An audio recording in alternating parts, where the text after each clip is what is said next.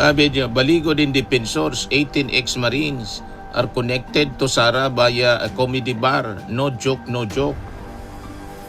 Is it not a coincidence that the affidavit of the 18 Marine was notarized by Charlie Pascual, who is part of a stand-up comedy group with Kilala? Ni Ramil Madriaga ay naging mahalagang detalye po. Ang pinakasensitibong detalye dito, yung section 18.2 ng naging affidavit po ni Madriaga. Sa affidavit po ni Ramil Madriaga, may isang detalye na tila maliit ngunit lumalalim kapag sinuri po na may overlapping backgrounds. So karaniwang characteristics ng grupong ito, maraming nagmula mga kababayan sa San Sebastian at sa nagbabagang mga balita at pagtalakay sa mga isyu ng lipunan. Bulsa! Opinyon, banat at paglalantad sa katotohanan. Bulsa! What you see is what you get. You decide. Ito mga kababayan, si Dante Maravillas. O si Atty. Baligod, saka yung mga kasama niyang ex-Marines pala. Bumalik doon sa NBI. Pero ang sabi, ito daw si Atty. Baligod, mga kababayan, saka itong mga ex-Marines. Konektado pala ito mga kababayan daw kay Sara Duterte via isang grupo na nagpe-perform sa isang comedy bar. Sabi niya, Baligo din Defensors, 18 ex-Marines are connected to Sara via a comedy bar. No joke, no joke.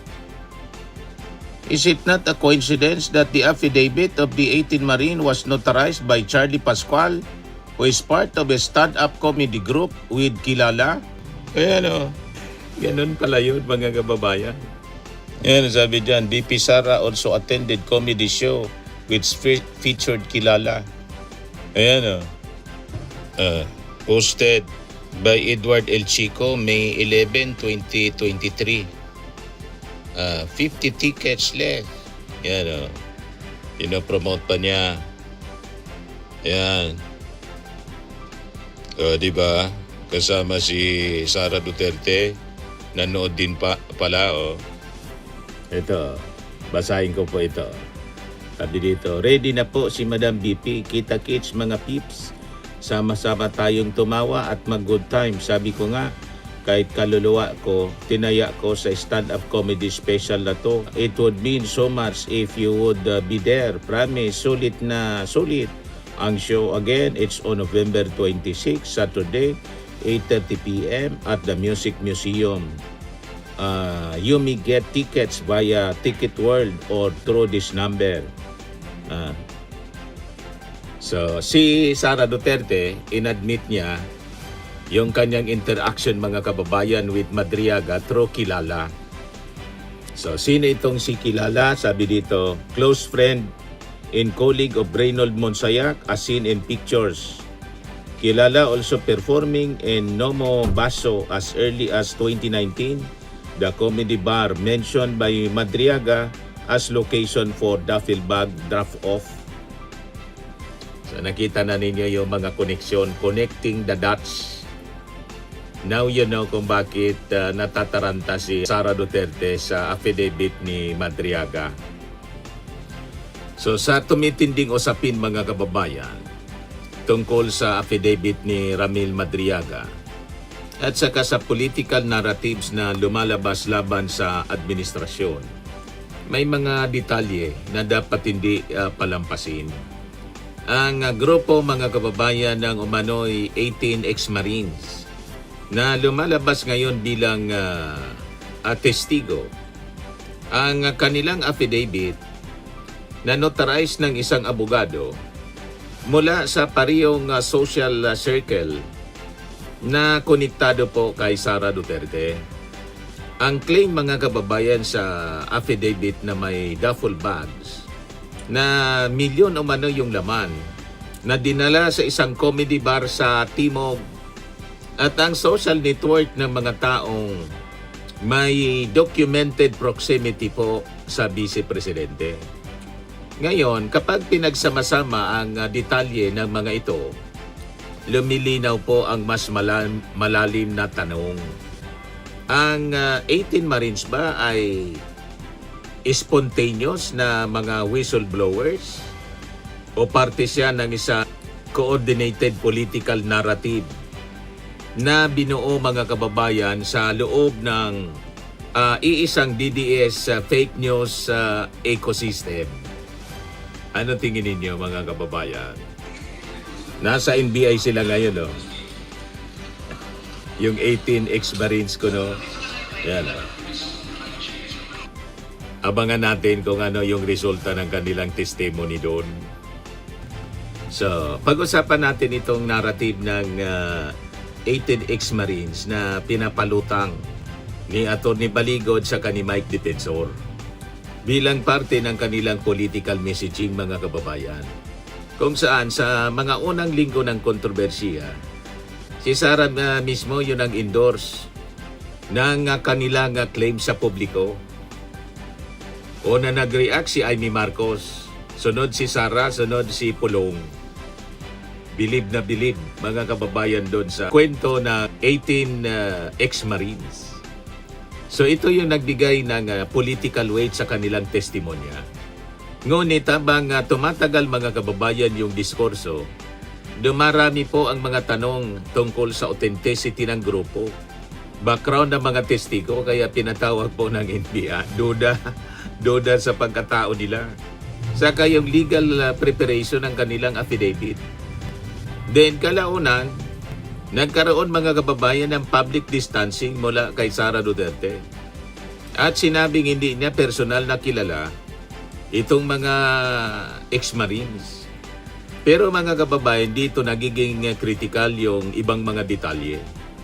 Dahil kahit na may denial, ang legal at logistical support ng grupo ay lumilitaw ngayon na konektado sa mga taong malapit sa kanyang political circle. So ngayon, pag-usapan natin yung Timog Bar and Comedy Connection. Ayon, mga kababayan, sa Investigative Observation and Documentation, ang ilang mga personality na konektado sa network sa paligid ng 18 Marines narrative ay madalas na nakikita sa Timog Moratobar Circuit sa Quezon City. Ang area na to, mga kababayan, ay kilala bilang nightlife district na may comedy bars, stand-up comedy shows, entertainment venues, regular social gatherings ng entertainers at professionals. Sa normal na konteksto, wala itong political meaning. Pero po sa political investigations, malaga po yung meeting hubs.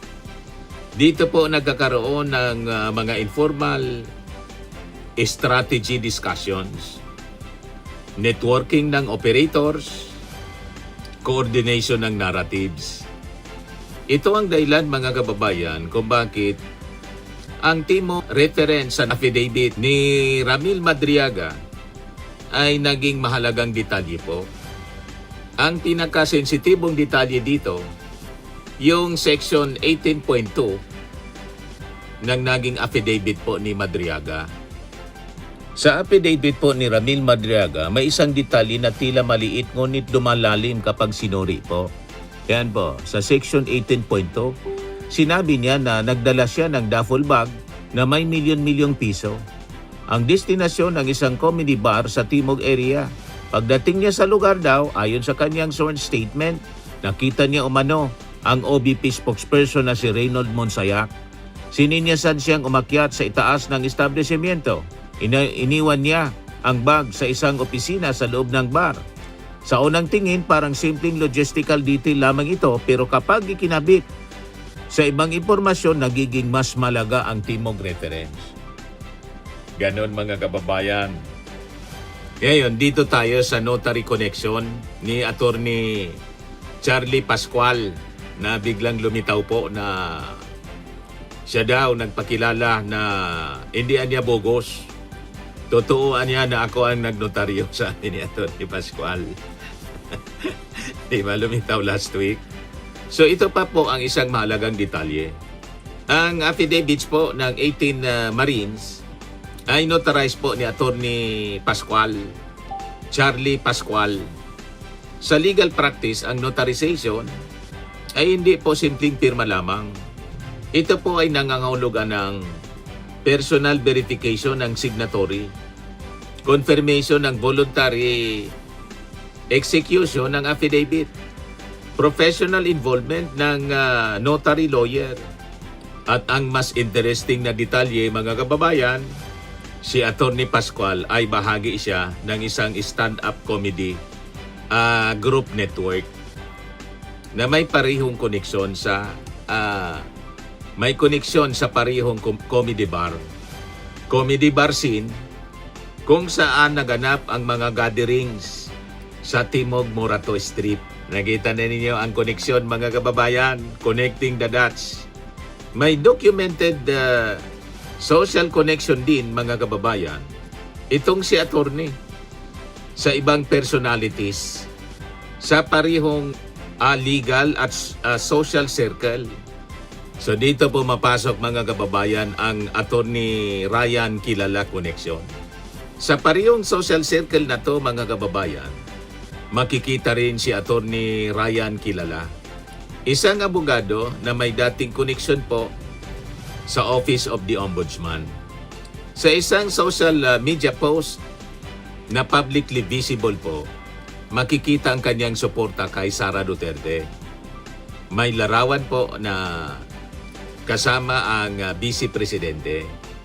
Regular presence sa parehong social circles. Ayan, malinaw, mga kababayan. Posted by Edward Chico. Magkakakilala. So may mga ulat din na ninang daw si Sara sa kanyang anak. Indikasyon, mga kababayan, ng personal relationship na lampas sa simpleng political support. Close, madaling sabi. Ngayon, pag-usapan natin yung DP Boys legal ecosystem. Hindi po ito formal organization, kundi po isang informal label sa isang tight-knit group ng grupo ng mga abogado na may overlapping backgrounds.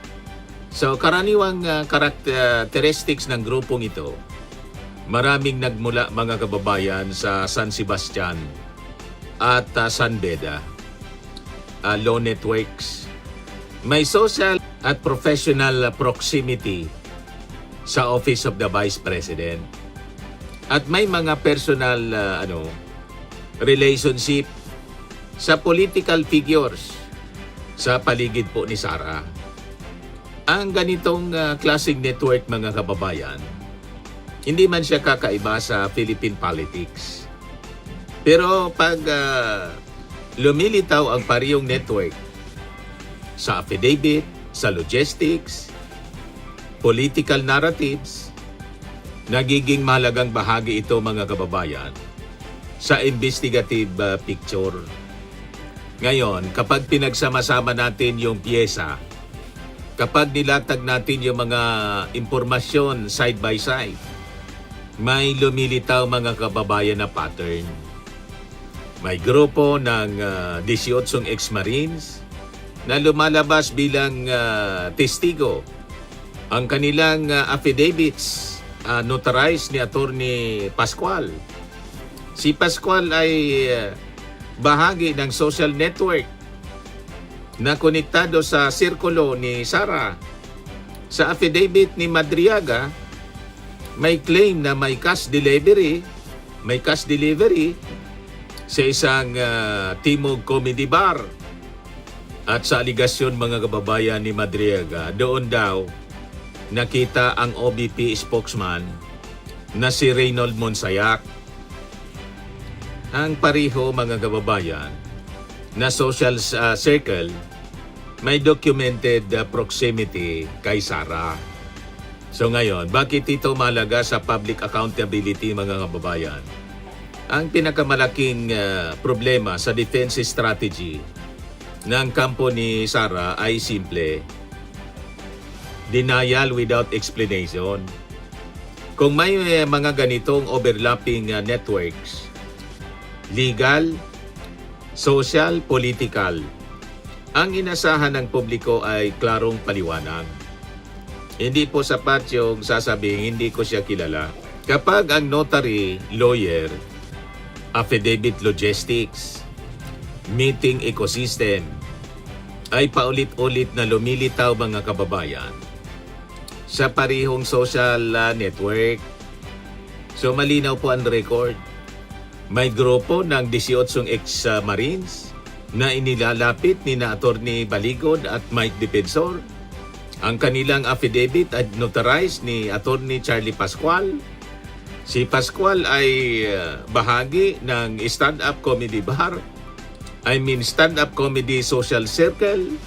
Ang pareho circle ay konektado sa Timog Murato Bar Ecosystem.